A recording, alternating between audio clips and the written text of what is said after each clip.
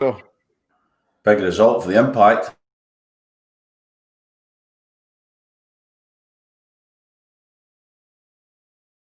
Welcome to Footy Talks. Footy Talks. Footy Talks. Your Thursday footy fix. Luke, Stephen, and KJ with you as always. And today, for me, it would be great to come back to Toronto. Even if I can come back as a player, it will be great because I will love it. They're moving back to Toronto and they want to move back into the house. So within the next month and a half, I think I got to find a new house. My German's terrible. But basically that translates to space interpreter. And I thought, oh my God, this is exactly what I can do. And what he does a lot of time at Bayern is he just finds space on the field and runs into it. And it's about the timing and the connection with his teammates. And that's just what I felt like I did all year. There was space all over the field for me, and I just exploited it. I don't know why. I don't know. Maybe because I sleep a little bit on the plane. But as soon as I looked up and saw the trajectory, I knew it was a goal. And then from that moment on, I kind of just... I lose my mind a little bit and don't know what to do, so I ran to the bench. hello everyone. Welcome to Footy Talks. Luke, Stephen, and KJ with you as always. Footy Talks presented by Benjamin Moore. At the business end of the MLS season, couple of stumbles for TFC the last two games with that loss in Philadelphia. And then last night against New York City, they are back in action this coming Sunday against Inter Miami on TSN. We'll have it for you, of course, the broadcast. And we will be joined by former Canadian international Kaylyn Kyle, who is part of the Miami broadcast, to talk a bit about that. And also about the appointment of Bev Priestman as the new Canada national team head coach. Plus, Peter Vermes, the longest-serving head coach in Major League Soccer. They qualified for the playoffs last night, sporting Kansas City. 9 times he's done it in the 11 years that he's been in charge. So we'll get into Peter Vermes' mind a little bit. Looking forward to that.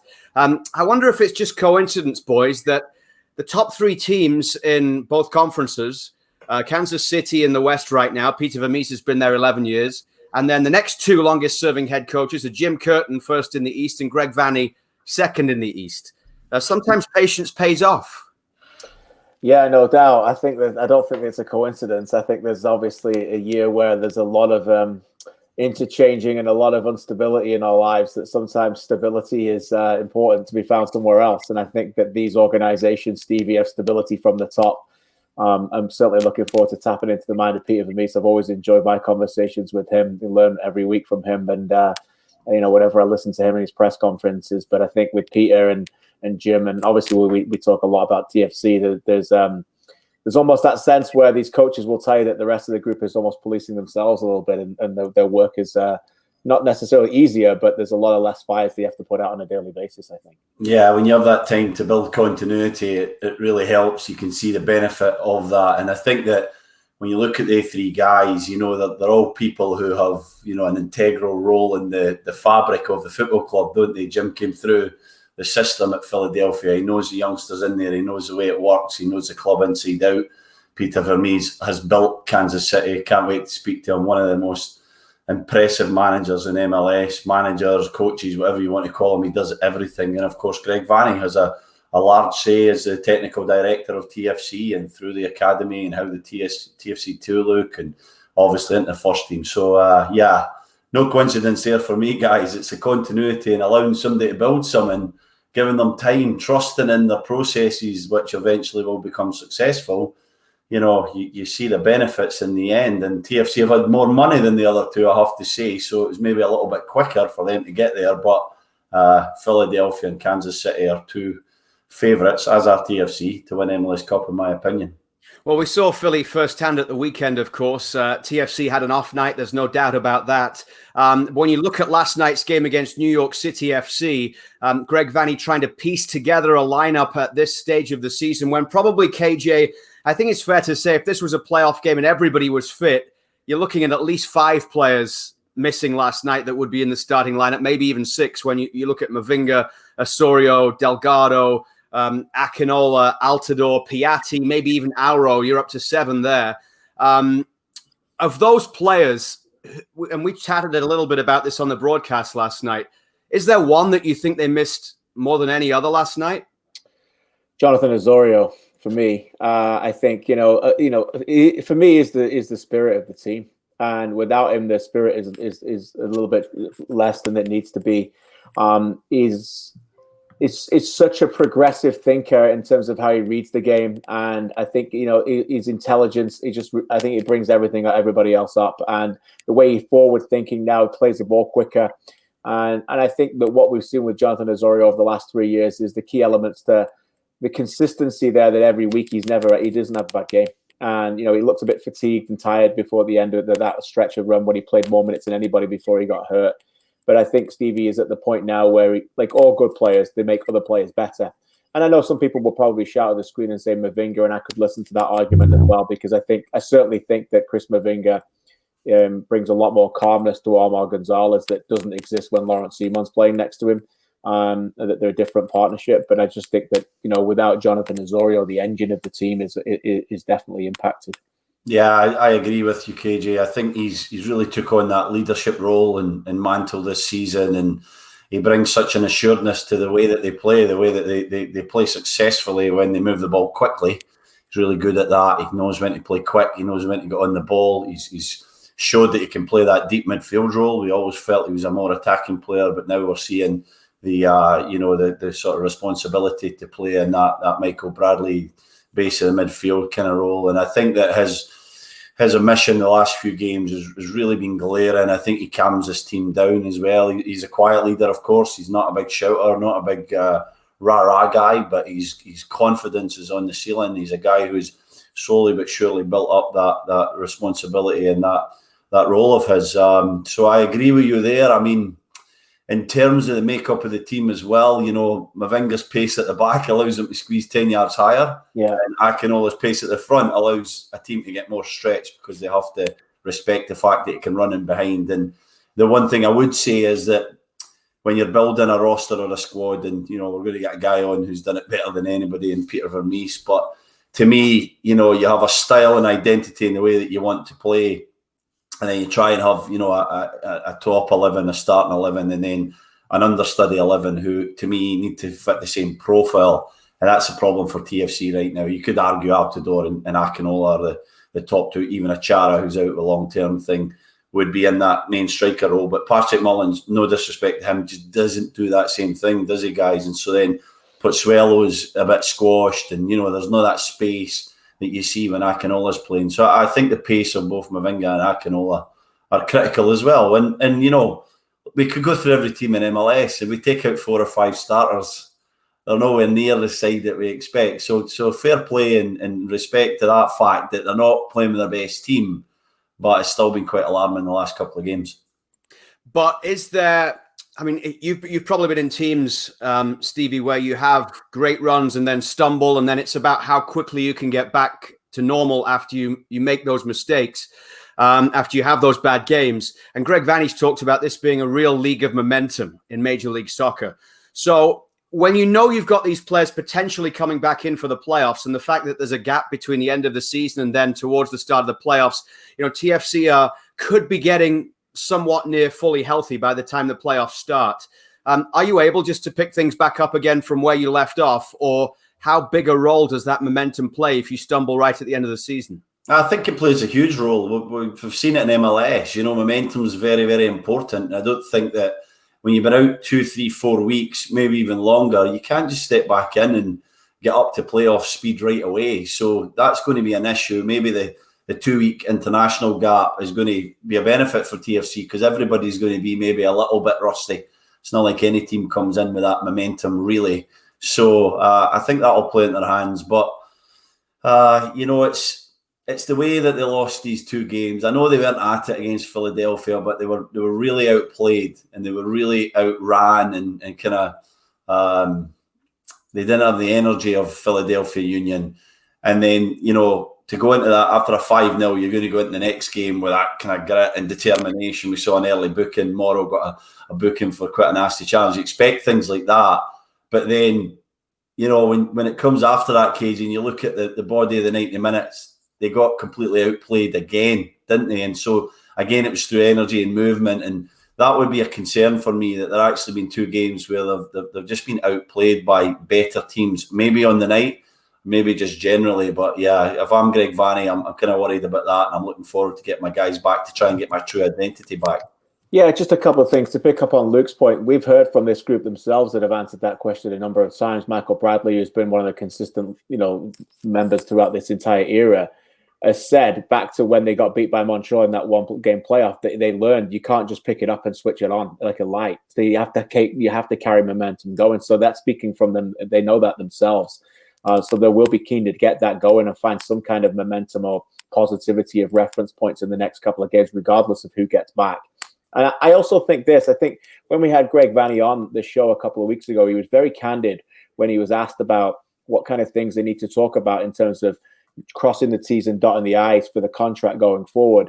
And Greg Vanney has every right to defend his team right now. We all know what they're going through and how long away they've been, and mentally and physically where they are at that point. And he's certainly done that. And he was on the front foot last night with the media. But if I'm him, and I'm certainly not him, but I think I know Greg a little bit to know that what he's looking at in terms of evaluating the team.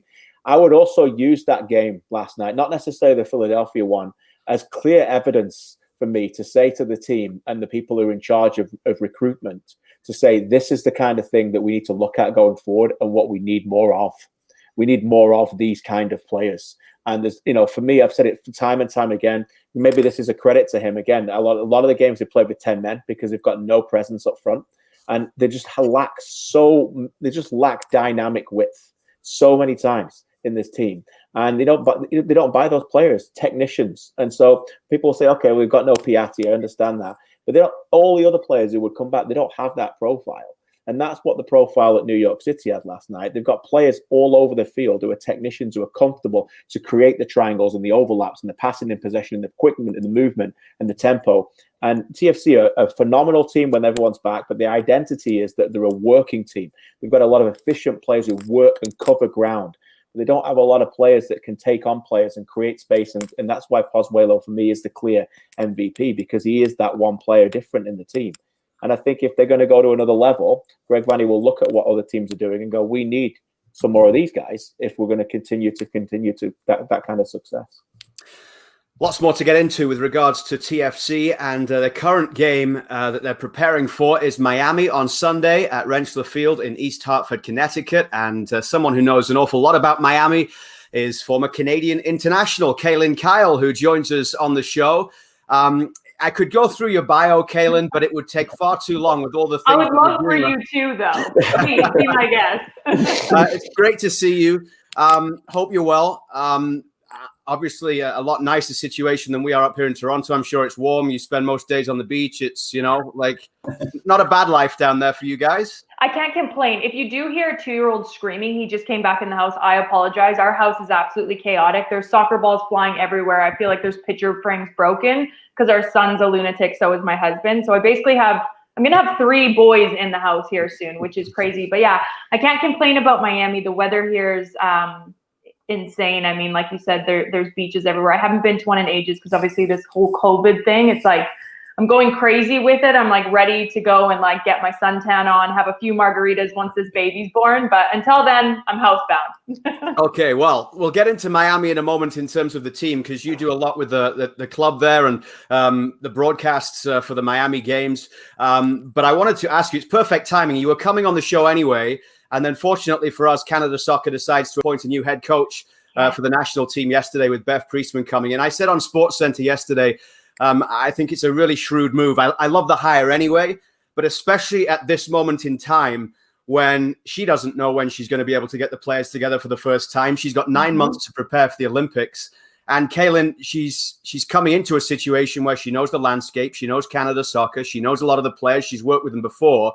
Seems like a pretty good hire right now. Would you agree? Yeah, I think it is a great hire due to the circumstances. Now, if the circumstances were different, I would have loved to have seen a different hire. And that's no disrespect to Bev Priestman, because she's first and foremost a very great person. And then she's a great tactician. And she's learned a lot of it from, obviously, John Herdman. She was the assistant coach there for a little while. But it's interesting, then decided to go to England. She actually was just given the U18 job last week, was going to take them into the U17 World Cup next year. So at least these girls, like I'm thinking as a player aspect, they've all played under her. They know what to expect. They know her personality. They know her playing style. And she's not going to go too far off the page of what John had brought in and what Kenneth had brought in. So that's great for the girls, like you just said, going into an Olympic Games with, I think, 7 months? It's not a long time to prep. They don't know when they can go back into a camp. There's a lot of girls that aren't even playing at the moment due to COVID and due to not going into the NWSL Fall Series. I mean, Desiree Scott's been training at home in Winnipeg. So it's a weird time for all these girls. So it's nice that they have the simplicity of they know what they're getting. Now, if it was different times, I would have loved to seen a big change, just because I think that's what this women's team needed. They had John Herdman come in and lay the landscape for this team. Obviously, we're seeing it on the men's side now, just the tactical side of it, the tactical brains, the tactical knowledge of it, and just what it takes to be a professional athlete. Now we've seen a lot of these girls deciding to go overseas instead of maybe going to the NWSL and finding a lot of success, like a Janine Becky that needed to grow. Adriana Leon that was in and out of the lineup, in and out of camps, and now she's absolutely killing it at West Ham. So everyone knows I'm an Adriana Leon fan, so I don't need to say too much about that. But it's a good hire for Canada Soccer at this time, I will say.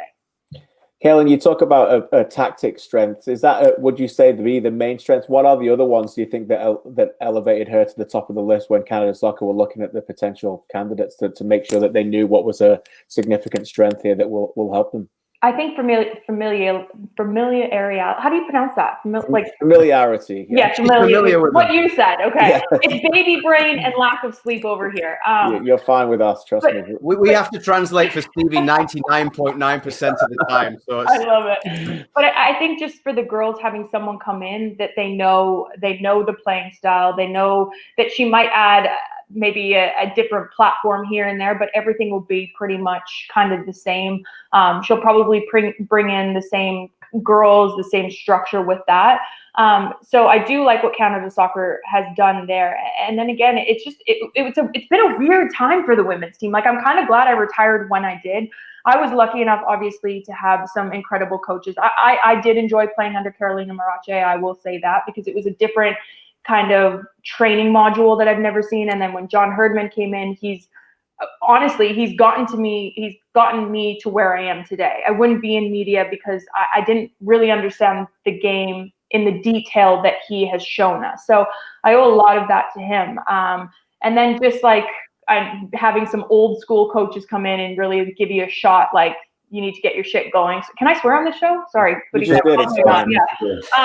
So I've had a lot of like different coaches along the way. So Canada Soccer knows what they're doing. They know what they needed to bring in at this moment, at this time, especially when they don't know with what camps are coming around. But I think too that these girls, they know her and they know what to expect from her, which is what they need. They didn't need another big change out of left field again. Is that maybe going to be our biggest challenge then, Kaylyn? The fact that she, she's an assistant coach before, she's sort of friendly, mid-30s. There's, I think Christine Sinclair's 3 years older than her. Yeah. So she has that friendly relationship with the players, but she needs to change that, doesn't she? Is she that type of personality? Will she pivot a little, or will she just go for the sort of the more of the arm round the shoulder kind of approach when it comes to her management? And that's the thing. It's a huge difference going from assistant coach to a head coaching, especially of a national team. Now, her resume has been building. I mean, she's been in Canada. She's done the Excel programs from U15 to I think 23.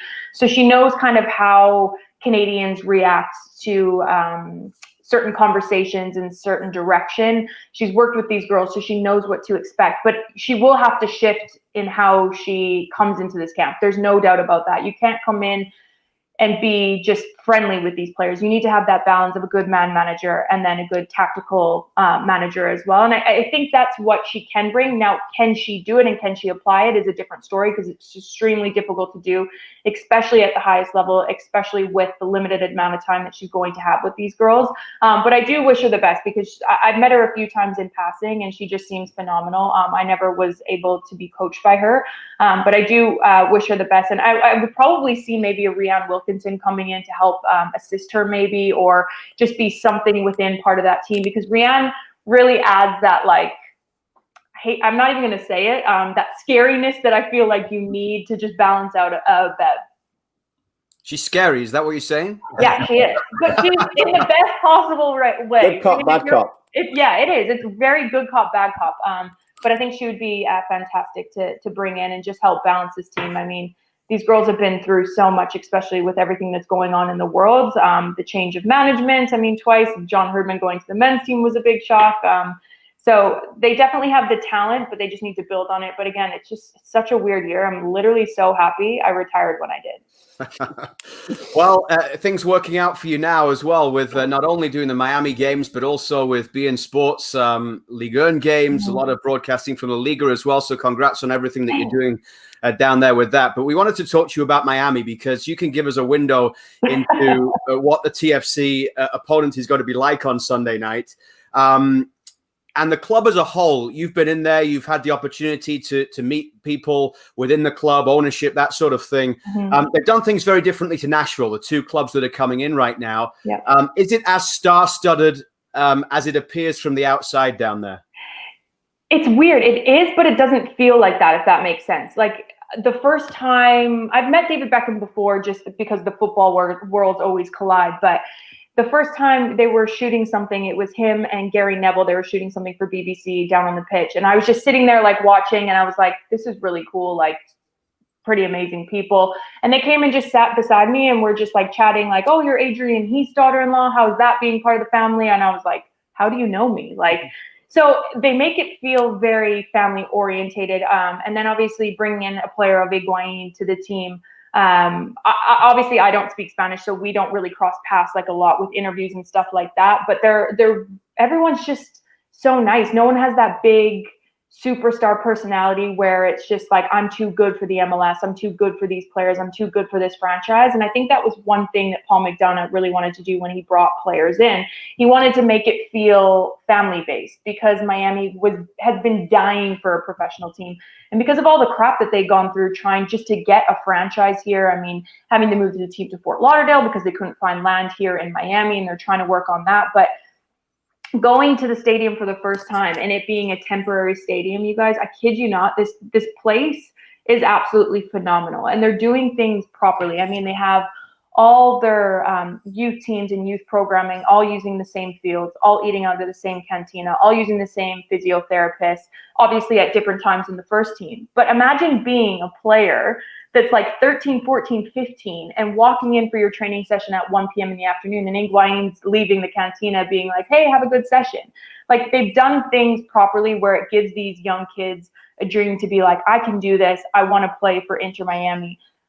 So that's been really incredible. And then obviously I'm on the other side of it now. So it's a bit different. I didn't really know how I was going to be accepted, especially as a female, you know, in the male dominated sport. And it's so cool to see, I feel like the shift in mindset from not only players, but management, people like David Beckham being like, oh, you actually know your shit. And I'm like, yeah, I do. Like, I know what I'm on about. So they just like really, they're so supportive. Even like when they found out I'm pregnant, they're like, whatever you need, if you need to shoot from home, like, here's the best hospital, the best doctors. Like it really does feel like a family. I'm truly, honestly, so lucky to be working for a franchise like this.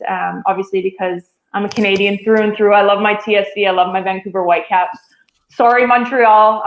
But those are my two Canadian teams. So, yeah, no, it's really cool to be part of a franchise here that is really accepting and loves diversity and loves having females be part of the growing game here in North America. It's great to hear. Keep flying that Canadian flag for us down there as well. What's impressed you and your broadcast team? I know you work with the great Ray Hudson as well. What's impressed you the most about Diego Alonso? Because obviously, two-time CONCACAF Champions League winner. This guy has got an amazing resume. He's also got a great wardrobe as well. This guy's as cool as they come. Yeah. I mean, so, he's like Slick Rick. He always looks spot on. It's like pissing down rain, and he's like suited and booted, like not a bother in the world. Oh, this guy is cool. What's impressed you the most about him tactically and in your dealings with him?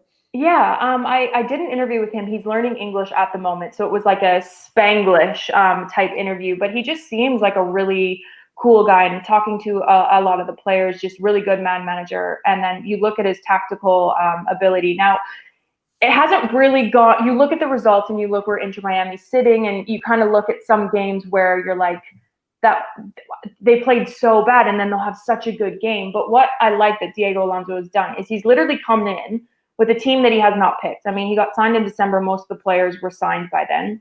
He's come in, had 2 games, then COVID hit. So then there was a massive break. He was probably thinking, what did I sign myself up for?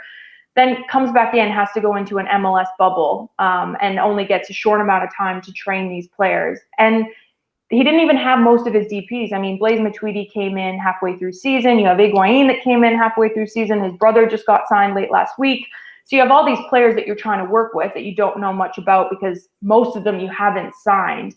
And what I like that he's done is he hasn't really stuck to that typical, 4-3-3 coming into the MLS. He's shifted. So some games you see him playing 3-back. Some games you see him switching to that 5-4 with 4 through the midfield, 5 through the back. So it's been interesting to see what he's been doing and then how he's been using the personnel, because most of the time you would see the same starting 11 just for consistency with a franchise, and he's been using a lot of the players. Again, results haven't been going the way that they wanted it. They came off that huge 2-1 win versus Orlando, and then last night's game was terrible, to say in the nicest way possible. So they definitely have a long way to go, but I think a lot of people are saying, can he get the job done? I think he can with a normal year. I know I keep saying that, but it's just such a weird year, and especially for a franchise team coming in. I honestly, I feel bad for the players, and I feel bad for Diego Alonso that's come into a situation where it's been completely out of his control. And are you sensing some frustration in the franchise or Diego Alonso, Kaylyn, or do you feel like this is a long-term project because of the type of year it's been, that even if, God forbid for Miami that they miss the playoffs, is he going to get another chance to continue that next season?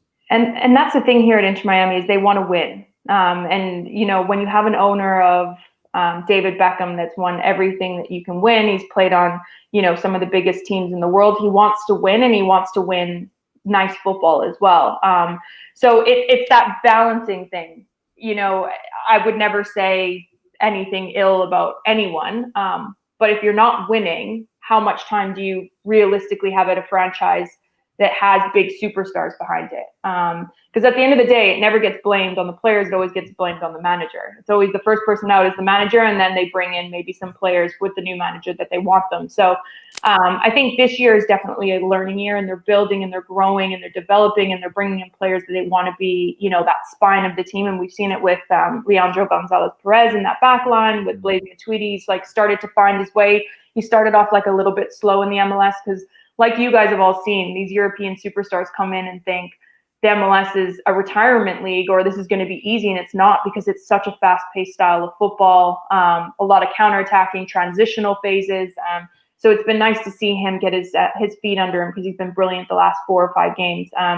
But yeah, you're starting to see a little bit of the change in the players, and then obviously last night we lost half our back line, so we're facing you guys on the weekend with 3 defenders missing, which will be interesting to say the least. So you mentioned Adrian Heath before, of course. Yeah. We won't put in TFC in Vancouver to this, because that just makes it too hard for you as a former player of those. But it's an MLS Cup, and it's into Miami against Minnesota United. Oh. Who are you pulling for there? I don't want to get kicked out of the family, so Minnesota. I've had to jump to Everton. I have to be an Everton supporter now, because when Liverpool won everything last year, I was just doing it to kind of stir the pot in the family. And it really annoyed Adrian. Adrian is my biggest supporter, and he's very old school English, but he never gives anyone compliments. He never will call you and be like, great show or great game, not even to his own son. So I remember I called, I don't know what game it was, and he called me, and I was like, oh my God, Adrian Heath's calling me? I get nervous when he calls me. I know that sounds so weird to you, but I was like, hello? Thinking he accidentally butt dialed me. He's like, hey, I just wanted to say you did fantastic. Really, really good stuff. Absolutely, love watching you. You've been brilliant. A lot of people have been saying it. And I was like, have you had a few gin and tonics? And he was like, no, I'm being honest. Yeah. And I know them. So it's really nice to hear. And obviously I'm so lucky, because I have loads of people in my family that are in football. Obviously my sister-in-law, her husband played for United. Now, I don't know who he's with right now. That's so bad. I don't even know. And then his twin brother's obviously with Everton at the moment. So I have to be an Everton supporter. MLS, I mean, Inter Miami do pay my paycheck. Yeah. I still would have to support. I'd have to support Minnesota. Really? I would. I would. I know that sounds family. bad, but I have to. Okay, well, we'll see if it comes down to that, and a big decision for you if it does. Listen, Kaylyn, it's fantastic to catch up with you. Thanks so much for taking the time today and your insight on the new head coach of the women's national team, as well as Inter Miami. We're looking forward to TFC against Miami on Sunday Night Live on TSN, and maybe we'll see you up here sometime soon when the borders open again. And obviously, you were a big part of TSN's Women's World Cup coverage last year. It was great to be involved with that with you as well. So congrats on everything you're doing, and thanks for being with us today. Thanks for having me, guys. Thanks, Kaylyn. Kaylyn Kyle with us on Footy Talks. Miami at TFC coming up live across the TSN network on Sunday night. In fact, I think it's on TSN4 on Sunday. It's a triple header because Montreal also in action and the Whitecaps as well later on in the day.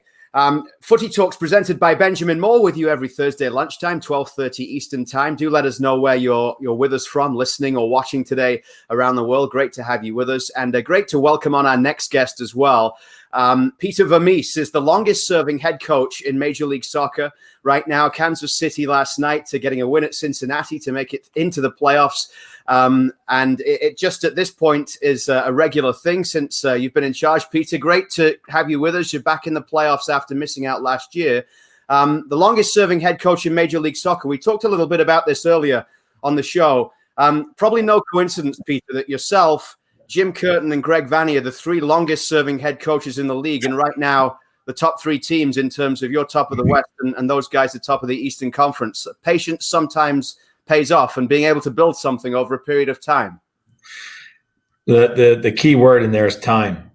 And in sports, nobody likes the word time, right? Fans don't like it. Owners don't like it. You guys don't like it sometimes as well. So it's that proverbial word that nobody wants to hear, but unfortunately it does take time to build a club, and to,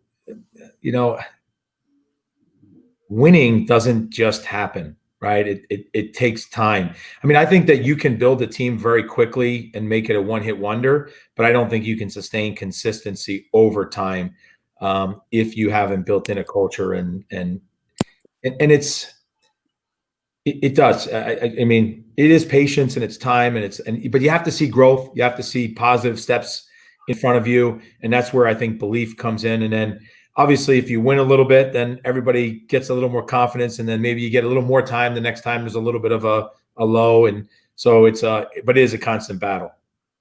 Peter, great to see you again. We were all really excited when you accepted the decision to come on the show. It's always a pleasure to chat with you. We could chat with you for hours about leadership. I want to ask you. It's better when we're doing it in person, though. Well, yeah, I know. Trust me.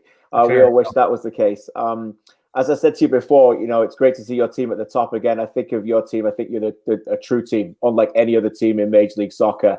And with a team with a real humble edge, I think. When you put that team together over the years that you've had, maybe you can just share with us and the viewers what it takes for you. What are those key core values that you have in place to put that together? Because I know that's been a massive fabric of what Sporting Kansas City stands for. Well, we have 4 core values here at the club. The first is that the team is always first, not the individual. And that's what I'm going to say. I'm going to say 4 of them. They all sound good.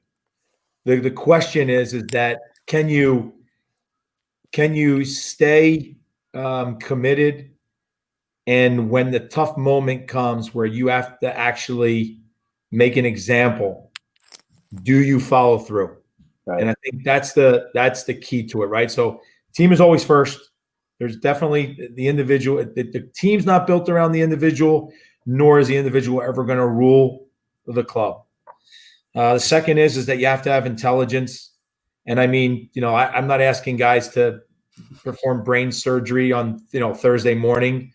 I'm asking them that if we implement, a game plan, and they have a role to play in that game plan, can they actually put that in a game and actually help us achieve it, right? The next is work ethic. If you don't have work ethic and you don't come here and demonstrate that, or when you come here you don't get it, then you won't be here long. And then the final piece is a winning mentality. And that sounds, again, good, but it's more broken down into pursuing excellence in everything you do. Like, I don't care. An example would be is things have changed, right? Since I played in this country, especially, every day the guys get breakfast and lunch. Everything is there for them. But they also have a responsibility in the facility every day that they're not going to leave it maybe like their apartment is. If their apartment is a mess, I really don't care. That's their choice in their everyday life. But when they come here, they have to be a great actor or imposter to make sure that they live up to the standards that have been set here by the club. And it's always interesting because I have guys that have been in this club for 10, 11, 12 years, and they've maintained that and helped us build that culture and that standard. There's other guys that have been here for, 3 or 4 years, and they did a great job in those 3 or 4 years of faking it. But what happened was the real person started to come out, and I had to move them on. Mm-hmm. And it's not because they're bad guys. It's just that if you can't maintain that, or you can't evolve with the club, then you're just not going to be here that long. The last thing I'll say on the work ethic piece is also in a really important way to look at, and that is, I can say work ethic, or I can use another word, and that's competing. Because if you go into, say, Verizon, right? Verizon, the cellular company, and you go into their workforce, they have people in their marketing department. If you go in there, they're not competing against each other every day, right? If today I just got off the training field, and if I tell a guy and I say, hey, I need you to go on the end line, and I need you to go from the goal line to the 6, back to the goal line, to the 18, back to the 6, and back to midfield, and you need to do it in 15 seconds. That's a task I asked the player to do. If you want to say it, I'm his boss, he has to do it. But the second that I send 3 guys over to the line and tell them to do that, they're now competing. And there's a huge difference in that world. And what I won't accept is that you cannot compete maybe one day, but you sure as hell better not do it 2 days in a row. Right. Because that's our business. Our profession is competing. And if you don't come to compete every day, that's a real problem. And those are the court, but again, that stuff takes a long time to set up. Mm-hmm. And I'm sorry I'm answering this long, but I'll say this. Fascinating. When I took over as the interim head coach in 2009, there's 10 games left in the season, and I'll never forget this. So I put in with the guys to play every day 5v2, right? And we're playing 5v2, and I'm watching these guys, and I'm first day, and I'm shaking my head. And then I'm watching them as the week goes, and I'm shaking my head even more, because what drove me nuts was when any team that I ever played on, it's about your tenure with the club, it's about your presence within the team. And in that time period, I was bringing in guys left and right to try out guys and see how they fit in. If I would have been on the team and the manager was bringing in guys to try out, and this is what was happening. So the guys were coming in and they were trying out, and guys on the team who had been here for years, they're going in the middle to start the 5v2. And I'm sitting there saying to myself, what the hell are you doing? I'm like, if that was me, I'd be like, hey, get in the middle, right? And if the guy even made a decent pass and I'm like, you go in, I'm not going. Like, that's the presence in the team. We didn't have that. And so it was really, really difficult when the next year I was full-time as the manager. It took like 6 months to determine whether or not some of the guys that were here and some of the guys that were new brought in, it took 6 months to find out if they actually were the right guys for the club. Because when you don't have a culture and you don't have a style of play, what are you evaluating? What are you measuring against? And so that's why I think you need time, especially in sports, in a club, to kind of build that culture and that idea. Because then you have a measuring stick to say, okay, I can now I can bring a guy in and I can tell in a month, and I say in a month because you got to give somebody some time to to catch on to what you're doing. But you can also see, even though it may not be working, you can see if it's catching on.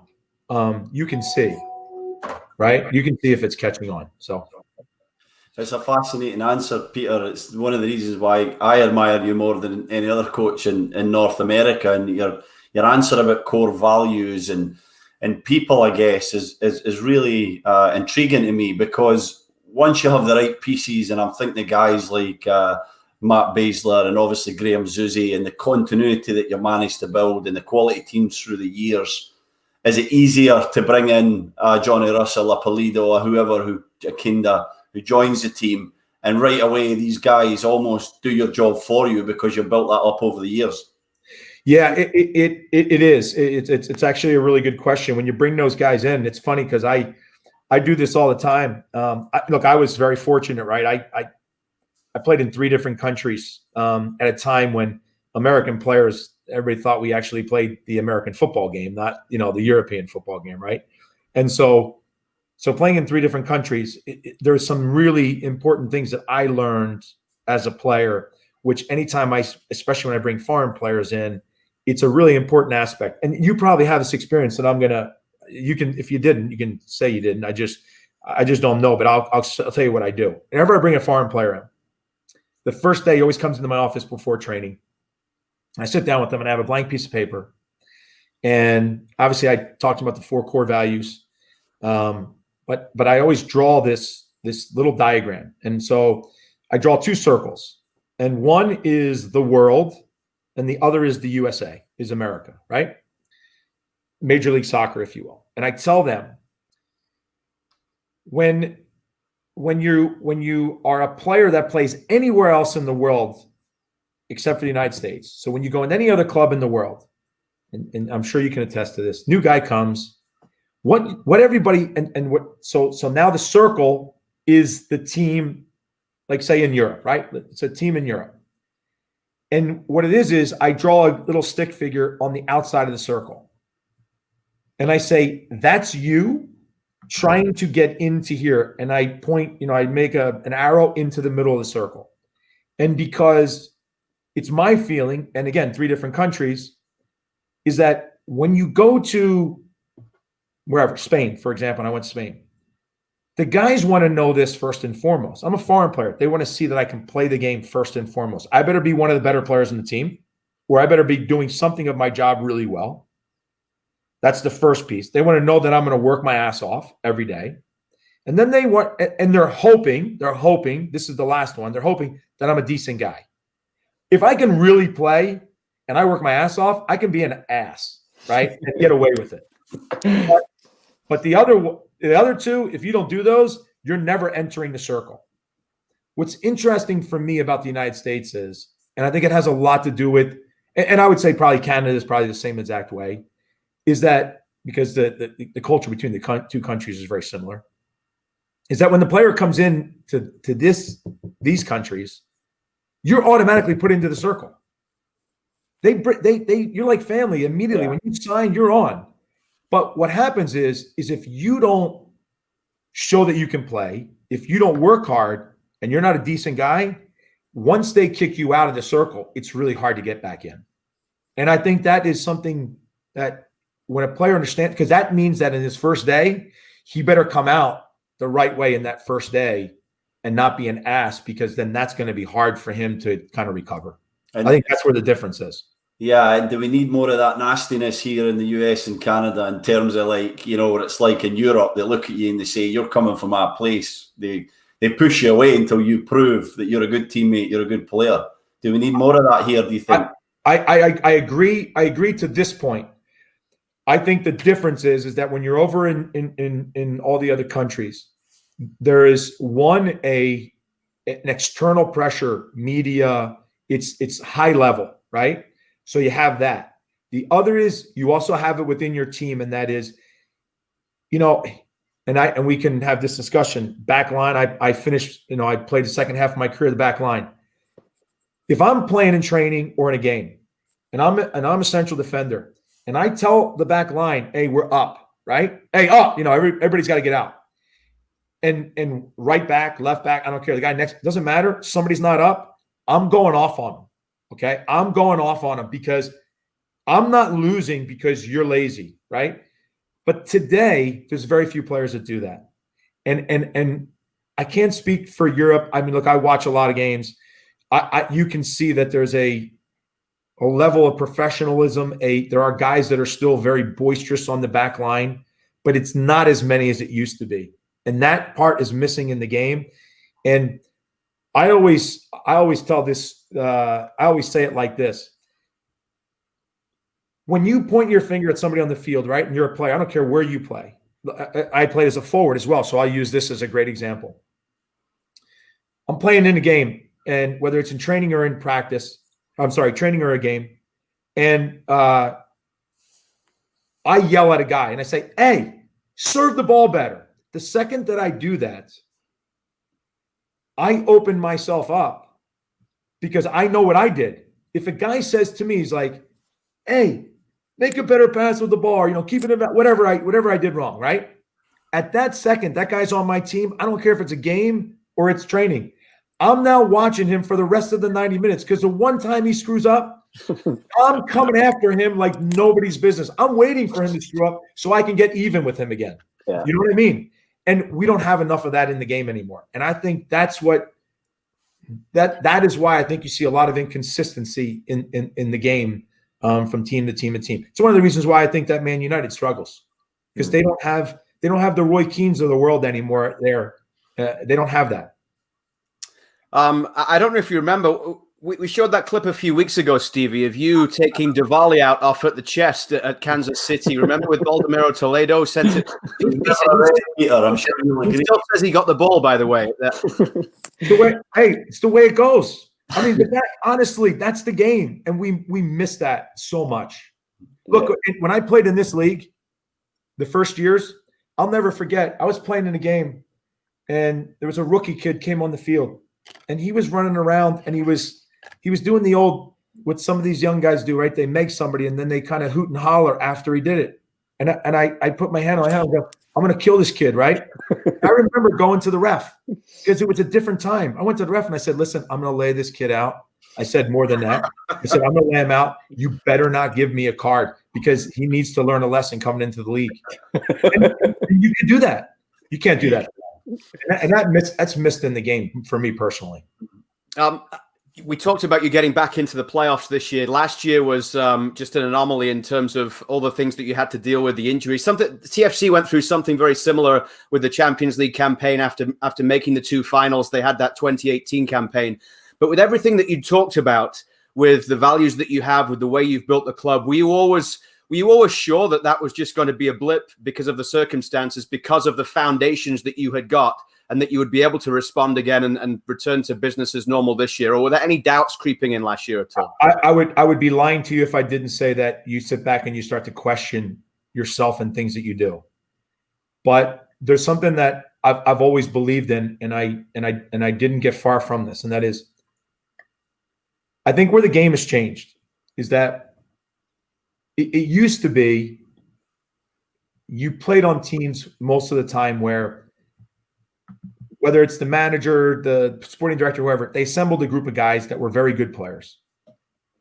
And they basically just got them confident, go out in the field, and I'm going to live off of your quality, right? Where the game's changed is there's truly ideas of how you want to play.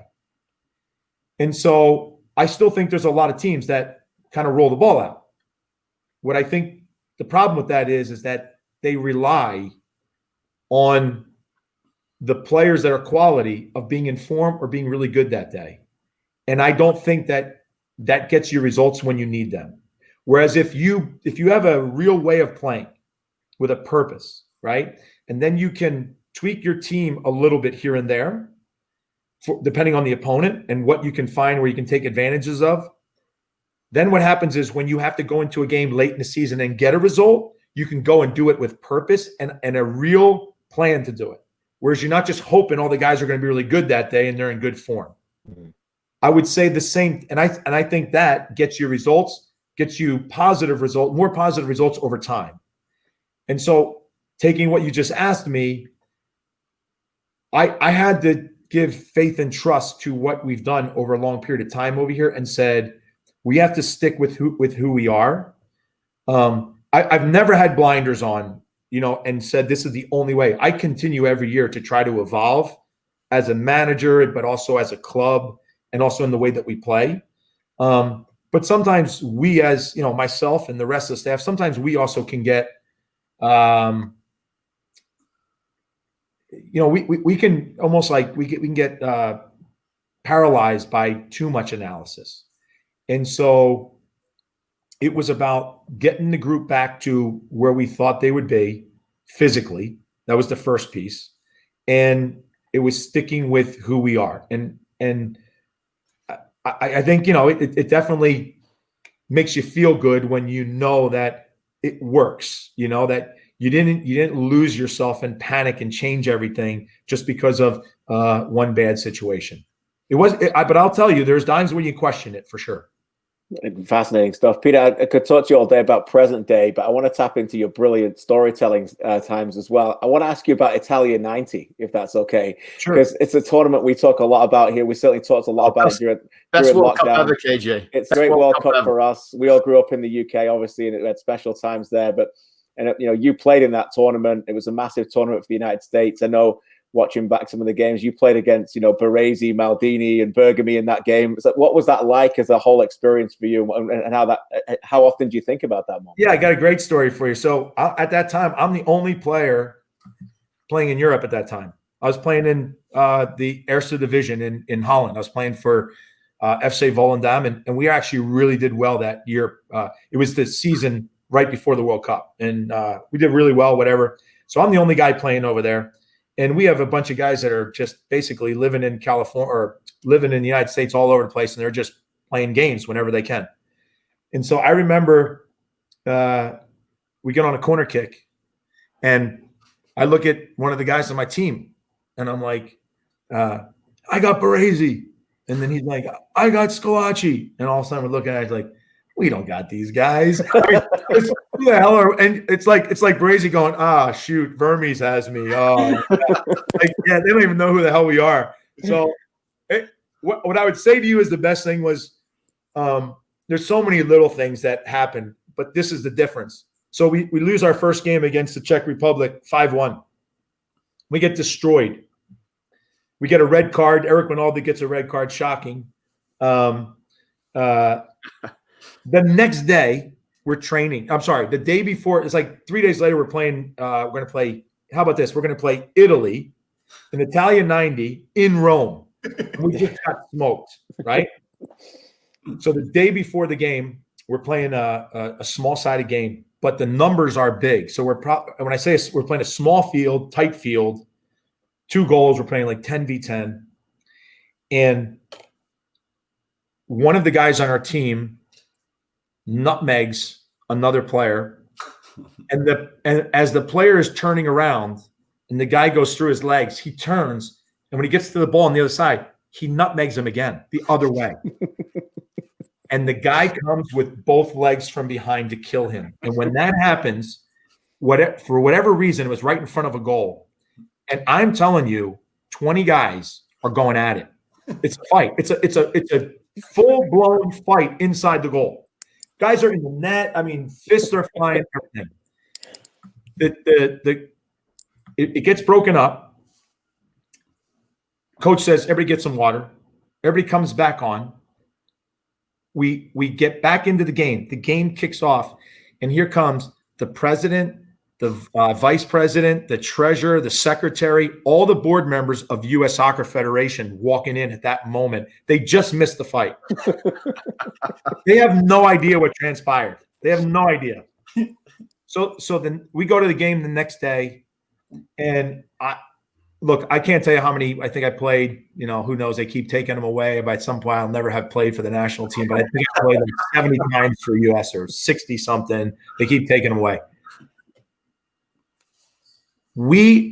I don't know how many times I played in this country in a game. I never played for an American crowd. It was always better for the opponent. Didn't matter who we played against.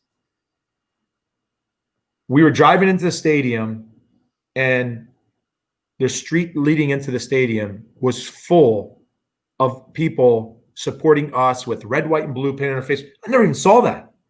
So the amazing environment to go into that stadium was incredible. And I'll never forget. So right before, as you do as a player, you go out, you go in the stadium, you go out, go look at the field. The field was unbelievable.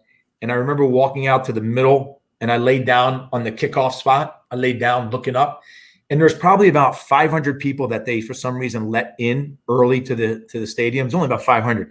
The place was already rocking with 500 people. And I remember coming out, walking out, the red, white, and green flags. I mean, it was unbelievable. It was surreal. The game, the environment. It was amazing. We lost the game 1-0. Yep. And as you may know, I had a chance. But we didn't deserve to tie that game. And I still believe that's the reason why I didn't score. Because I put the ball between Zenga's legs, and it was trickling in, and Bergomi came and kicked it off the line. And it was like one of those things where we didn't deserve it. But I'll tell you this, if I score that, I'm playing it for AC Milan that year. What an experience. What a story as well, Peter. Where do you think they are now? I mean, have they ever had a better host of young talent, the US national team, than where they are at the moment? Some of these guys are truly on the verge of being world-class football players, aren't they? I totally agree. And I think the other thing is that they're playing in great pressured environments. What is going to be the challenge is that if the playing for your country, that meaning of that, if they can bring sort of the quality and the experience they're getting right now, and then they have that internal feeling of playing for your country and representing your country, and they can put that out on the field and play as a team, they could really do some damage. There is some incredible talent.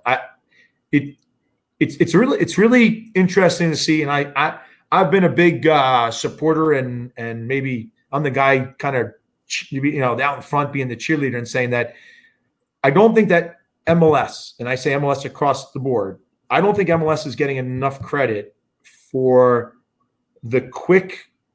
how quickly we have been able to put in a pro player pathway and start actually developing talent.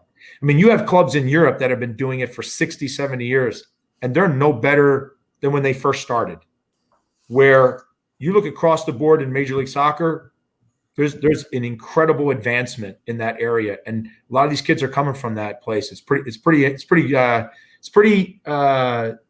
rewarding to see that happen. And your training ground's a big example of that, Peter, isn't it? Tell us your part in that. It's absolutely phenomenal facility that you share with the US Federation, don't you? Yeah, I mean, that was a concept that we actually put together back in 2000. We actually made the first presentation for this facility in 2011 to US Soccer. It's amazing.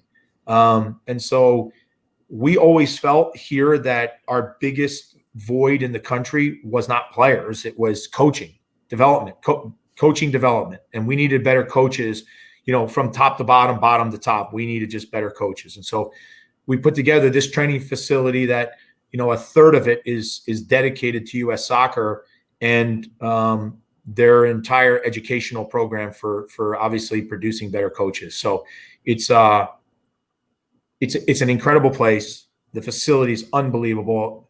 Technology, it has everything available to them. Fields dedicated to them. We have a place that we call the Educational Pavilion, where it's a building that's in between two fields that they use, and they can do everything from recording the coach to the video, and they can actually walk right into a room and show it instantaneously, evaluate it, and then go out in the field and fix it and redo it. I mean, it's pretty impressive. It really is. And I do think that we're getting better in that area as well. Peter, really appreciate your time today. We could talk to you for hours, but I appreciate that you've got a busy schedule. Thank you so much for being with us on Footy Talks today, and best of luck for the rest of the season. Thanks. My pleasure, guys. Always great talking to you. Always a pleasure. Thanks. Have a great day. Vermes, head coach of Sporting Kansas City, top of the Western Conference right now. Just fascinating insight. And, you know, we've been doing this show since March when the lockdown started. We've had some great TFC guests along the way. But also part of what we wanted to do when we talked about this show is to give people an insight into the people across the league that we get to talk to on a regular basis, the likes of Brian Smetzer and Jim Curtin that we've had on, Ben Olsen when he was with DC, Mark DeSantos, and now Peter Vermes as well. The level of knowledge within the league in the head coaching positions just give people some kind of a window into how other clubs are run as well. And what an incredible run it's been for Peter Vermes and for Sporting Kansas City. Yeah, well, it's so difficult to even know where to start when you talk to a guy like that. You know, it's like you literally, you know, I don't say that to every guest. And every time I spoke to him, I spoke to him this year in LA, which feels like 5 years ago, but it really was still 2020. You know, I could tap into his mind so much. You know, if you're into that psychology stuff, like I know we are, and you listen to other shows with the leadership and what they bring, you know, I got so much time for that gentleman. You know, he's an outstanding. First of all, an outstanding human being. You know, the integrity that he sets right away. You know, you're not going to be, you know, there's just no fakeness there at all. It's all genuine. And, you know, he reminds me a lot about you know, he didn't say this because I didn't want to put words in his mouth, but, you know, he's coaching men who play football. He's not coaching footballers who later become men. It's a big difference, Stevie. You know what I mean? And you can see that he cares for every single person. And as I said to him off the top, that's why I wanted to talk to him about it, because I'm so glad he shared that with our listeners and viewers, because they can get a taste of what we get to taste, that, you know, that the leadership qualities that this guy's got are second to none across the league.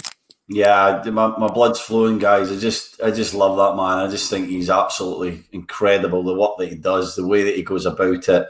He's a proper man, isn't he? You know, and you said it best, KJ. You know, he deals with human beings first and foremost. And then he brings in his soccer identity in towards the people that they are. And he just spoke to us about, you know, finding out about a guy 2-3 years later, and then he's done, he's gone. Because if he's not fitting in to the culture and the identity that he's building, he can't be a Sporting Kansas City player. And I think that's, you know, credit to the character that he has. He's phenomenal. Could talk to him all day. He's such an impressive figure. He could coach anywhere in the world. I really believe that. I think agree. Who just gets it. He gets people.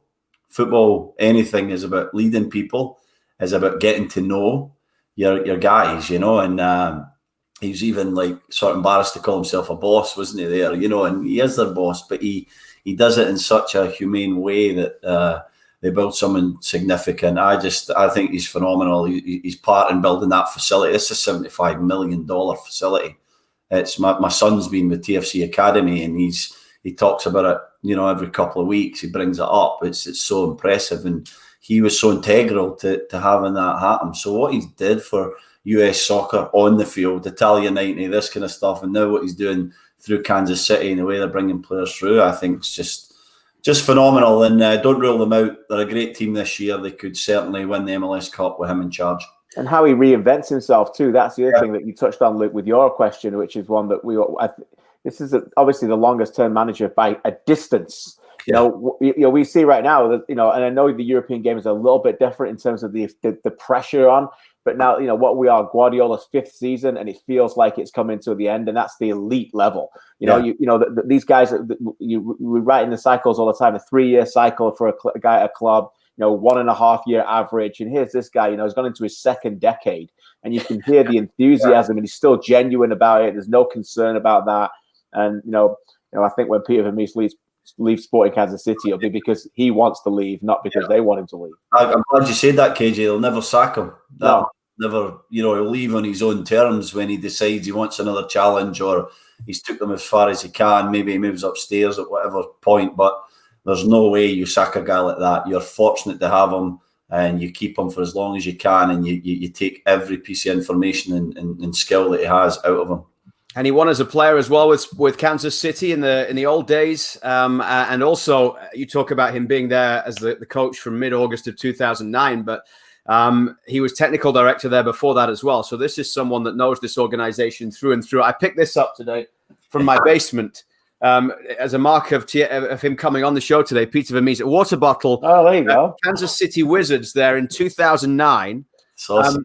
This is the first game I ever broadcast on television in Canada. Was the opening game of the 09 season. TFC went down to what was then Community America Ballpark. Baseball. The baseball. You had to run over the mound to take the throw in. And the broadcast booth, it was the first game we'd done, myself and Jason DeVos. The broadcast booth was actually an old boxcar that just had been cut out with like some kind of a chainsaw or something, perched on top of the hill, people sitting behind or having picnics behind the goal. Brilliant. Just to see where that club has come from then to now being able to have the chance to see their new stadium. And as you see there, the training facility, it's absolutely incredible. I got two new things. One is that this week. The other one is this. Before you show your next one, Luke, just to put your point on that is that the story you described there was MLS dying.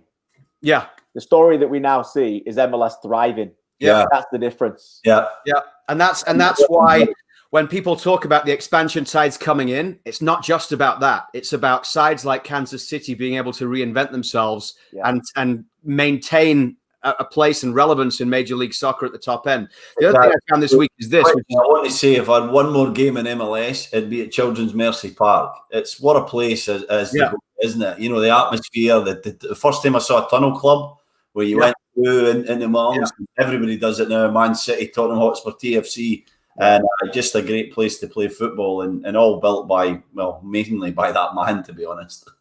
When Howard Webb was with us for the World Cup, I managed to get signed one of his red cards, right? After one of those, it's a yellow card. FIFA red card. Yeah. So I think I'm going to keep it now. And then every time Stevie makes some kind of a point or deserves like that 2 foot under volley, give him a couple of those. Peter said that was okay, that challenge. Did you hear his comment? He said that he felt that it was fine, you know? Yeah, I don't recall that being the comment he made in the post-game press conference after that. I think he's you're his kind of player, mate. We got to wrap up in a few minutes, but before we do, let's turn attention back to TFC and the game coming this weekend against Miami at Rentschler Field. If you're Greg Vanney and you don't have a lot of time between now and Sunday after what you saw on Wednesday night, and you're hoping maybe you can get Jonathon Osorio back, maybe Io Akinola, some talk as well. Chris Mavinga could be available. How much do you risk these players in terms of the 2 games you have remaining on the regular season at risk of them maybe missing out the playoffs? Or do you have to make sure, first and foremost, that these guys are going to be good moving forward? With a playoff spot already locked up and with Columbus stumbling a little bit, probably the top 2, whatever happens, is going to be TFC's final position here, KJ. Oh, yeah. Look, I don't think any risk comes into any discussion. If the discussion is risk, then they don't play. It's for me, it's clear, as simple as that. You know, you want to change the momentum. We talked about that earlier. You need to turn that back. I don't think they're going to have as challenges chasing shadows as they did against Philly and New York, against Inter Miami, by the way. So significantly already, you put the same team out there. So I think they'll be a little bit better. But no, there should be no risk at all. Look, you know, make no mistake about it. Even if they lose the last 4 games, if they go on and win MLS Cup, no one's going to talk about these games. So, you know, look, I do think there's direct correlation between some of the form that you can end the season, as we talked about off the top, to the playoffs. So I think you'd like to get them back, Stevie. But if there's any kind of risk, and if particularly Jonathon Osorio, who wasn't even on the bench, then I'd be surprised if he's playing. But for someone like Chris Mavinga, if he's available to play, then get him out there. I think that it's quite as simple as that. Yeah, I said it last night, and I agree with your comment, KJ. It's as simple as that. Are they fit? They play. If they're not fit, then you don't risk them. Not at this point. It's not MLS Cup final or Eastern Conference final, you know, where you're saying 70% Mavinga's playing, Azorio's playing. It's not that situation. So, you know, you go with what you've got. I do feel if they're ready, then they should get a run out. They should get some minutes. But I think TFC need to go in the attack here.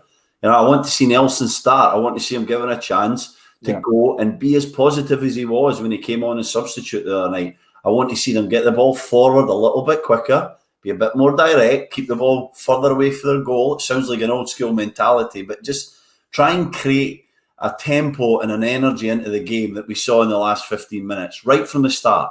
So, you know, maybe throw the playbook away a little bit in the terms that they like to build it up nice and slow and methodical, get it into Miami's half, make them defend right from the start of the game. And I think that'll create a sort of mindset that'll be positive for TFC and will allow them to go on with whatever 11 that they pick to win the game quite comfortably. And Jaden Nelson was impactful, wasn't he, Stevie, when he came on? He was great. He had energy. He went by a couple of guys. He looked like his eyes lit up and he saw this as a chance to become the hero. Unfortunately, it didn't happen for him, but I like that mentality. I like to see a young guy who's positive. I was a bit critical of him against Cincinnati, where I felt when he got 1v1s, he always tried to play it safe and keep the ball and felt like that was the way to go. He threw everything out the window yesterday and he went, I'm going to go and attack this game. I'm going to try and be the hero. I would unleash him on Sunday night and say, go on, son, do the same thing. Have a go at them, KJ, and try and take the game to Miami. Yeah, and I think it's that mindset, right? So why is it in the past when he's come on in games that are tight, why has he looked conservative? Mm-hmm. And why is he looking different when he's chasing a game? So that's the question I would be looking at evaluating Jaden Nelson. I want you to play the way you played last night, the way you play in a 0-0 game at the start of the game. Yeah, because that's what youth does. That's what youth does in all sports around the world. The exuberance, the fresh innocence about them. They're fearless. So obviously he's got to go out there with a little bit of a game plan and instruction from his coaching staff saying, you have to track X. You have to be aware defensively of your responsibility. But that should not cloud his mind to do what he does best. Yeah. Particularly in game 22 of a regular season that, let's be honest, does it matter or does it really not matter in the terms of his career? It's a massive opportunity for him to go out there. Right now, he's a nobody. He's a somebody on our show, but one day he's going to be somebody. And one day in his mind, he wants to be Alphonso Davies. That's pressure. This isn't pressure. This is just go out there and play right now in a regular season game. Just go out and show yourself, Stevie. That's what I would want to do from all these young players. Yeah, two things for me. Simplify it and give him freedom. That's what I would do. Just simplify it. Give the guy a couple of things, just a couple of pointers before he goes out there. And then tell him, every time you get 1v1, every time you're in the last third, take it at the defender. Go at it. It doesn't matter. He tackles you, he wins the ball. I want to see you do that again and again and again. And I think that when he plays like that, he's so exciting. You get on the edge of your seat, don't you? You see a player, you think, wow, this guy's got something. Now, I get it. Tactically, he's going to have to learn. And in time, he's going to have to play a role. But at this moment, with the exuberance that he has, what TFC need on Sunday is that kind of player. So I would, take the shackles off and say, on you go. Go and show us what you're all about. And just finally, we talked to Kaylyn earlier in the show to give us insight in Miami, but we also saw Miami just a couple of weeks ago against Montreal, Steve, and Montreal played really well that night. Miami have been up and down, but there's no doubt they have the talent in terms of the designated players they have there as well. From what you saw with the way they played against Montreal at Red Bull Arena, what can TFC take as a way of trying to get at Miami and making sure that Miami don't get into a rhythm here? Yeah, they're very beatable. We saw that in the game at Red Bull Arena. But, one thing I would say is key is they have Pizarro back, the Mexican international, improves them considerably. Higuain will be in the team, Matuidi. You start to see some real quality there. So I think you have to be careful of that. Lewis Morgan, Scottish international, has probably been their best player this season. He's another one who you have to watch. But they're vulnerable. They're vulnerable defensively. They could play a 4, they could play a 3. But you can really get at them. You can get some space in between the lines and cause some problems. So I would, like I said, I wouldn't encourage them onto me, KJ, if I was TFC. I would try and get the ball into their half a little bit quicker and ask them to defend consistently, because I don't think that they have the capabilities of being like maybe a Nashville or a New York City defensively. They're not that team, are they? They're more about trying to play in your half when they get the ball. Yeah, definitely. They're definitely vulnerable, and they'll give you chances to score. And the other thing is they're quite look, they've got dangerous threats, but they're quite a predictable attacking unit too. There's not a lot of different ways they play. They're quite direct. I think even with direct balls into Higuain, I think the centre-backs of TFC will enjoy that. There's not a lot of concern about being behind them and worrying about getting in behind it. Like you said, Morgan maybe from a wide area, but there's not a lot of that they've seen over the last couple of games. So a completely different profile of a match, and one that I think will suit TFC. TFC against Inter Miami from Rentschler Field in East Hartford, Connecticut, coming your way on TSN4 on Sunday night. Do join us for the broadcast for that one. 1 year ago tomorrow that TFC won against Atlanta in the Eastern Conference Final at Mercedes-Benz Stadium with that Nick DeLeon goal, which means, guys, it is 1 year ago today that we were last at one of the greatest food places in North America KJ's Roasters for that banquet. And remember when Stevie ordered like 17 different sides and they keep bringing out these different bowls of food for Stevie to try and get through. He's sweating as he's trying to eat. He couldn't walk for about 6 hours after it. Took his goodie bag back with him to the hotel. Listen, I've been missing it so much. I even went on their website the other day to check out the menu and just have a look at that. Absolutely. It actually fills my heart of somebody who's very close to that city and lived there for a bit, that I have introduced that wonderful restaurant to you. And that makes me a massive smile on my face. But yeah, Roasters on Lenox Road, Atlanta. Boy, oh boy, what a place. Great show today. Great guests, Kaylyn and Peter Vermes. Thanks to them for coming on. And thanks to you for being there watching Footy Talks. Thank you, everybody. We'll see you Sunday for TFC Miami. Thank you.